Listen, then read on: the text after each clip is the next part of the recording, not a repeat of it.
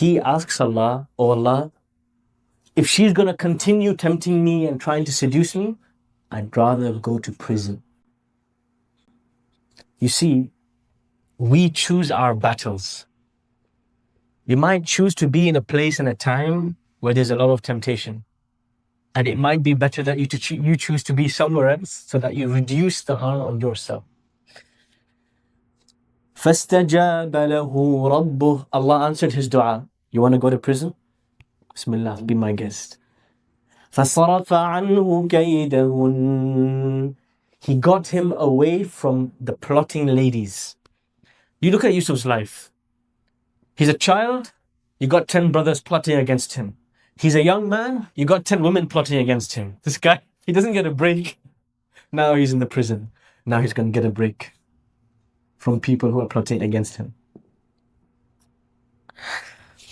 فَصَرَفَ عَنْهُ كَيْدَهُنْ إِنَّهُ هُوَ السَّمِيعُ الْعَلِيمُ. Allah is going to keep reminding us about his names.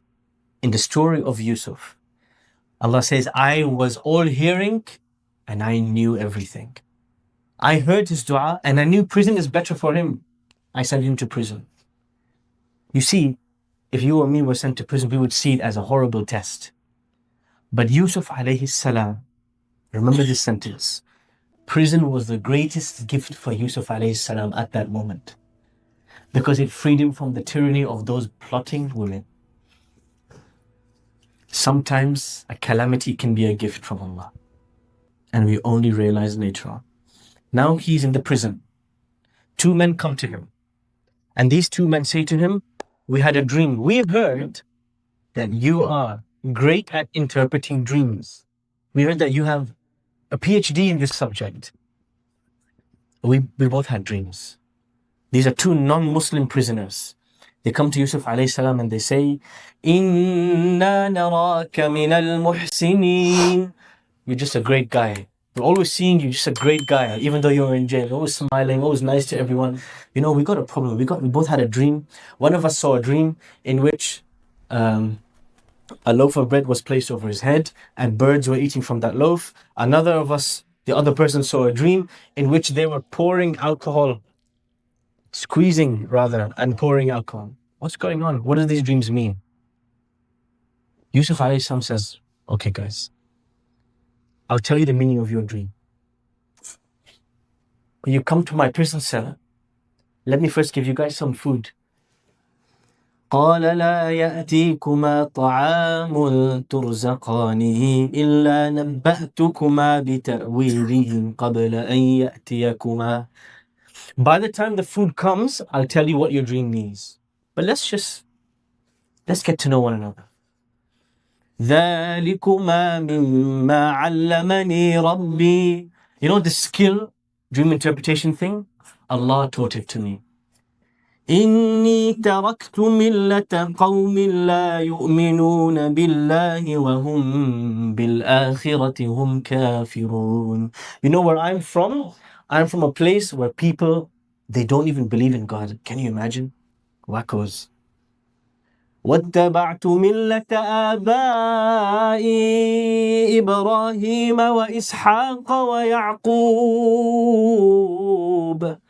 And you know where I come from? My father is Ibrahim, and his son Isaac, and his son Jacob. These are my grandparents. ما كان لنا أن نشرك بالله من شيء. We would never say that anything is equal to Allah. That's bizarre, guys. ذلك من فضل الله علينا وعلى الناس. Allah has been so generous to us. وَلَكِنَّ أَكْثَرَ النَّاسِ لَا يَشْكُرُونَ. But most people are not grateful to Allah. Oh, the food's here. Let's eat. And I'll tell you what the dream means. What was he doing? They came to him for a dream interpretation. He didn't give it to them. He ordered food for them. And then he made them wait. And when the food came, then he told them. And in the middle, as he's waiting, he's talking to them. What's he doing here?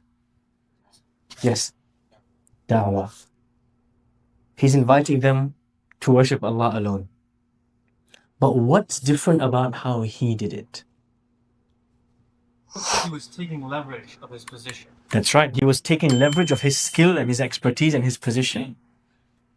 Just a couple of things. When you go to prison, all those guys that you were cutting off earlier, but now you're stuck. You know what I mean?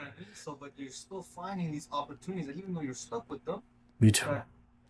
Even though he was stuck with all the worst people on earth in prison, he was still looking for opportunities to do good, to be of service to people. The Yusuf alayhi salam method of inviting non-Muslims to Islam, there's first step,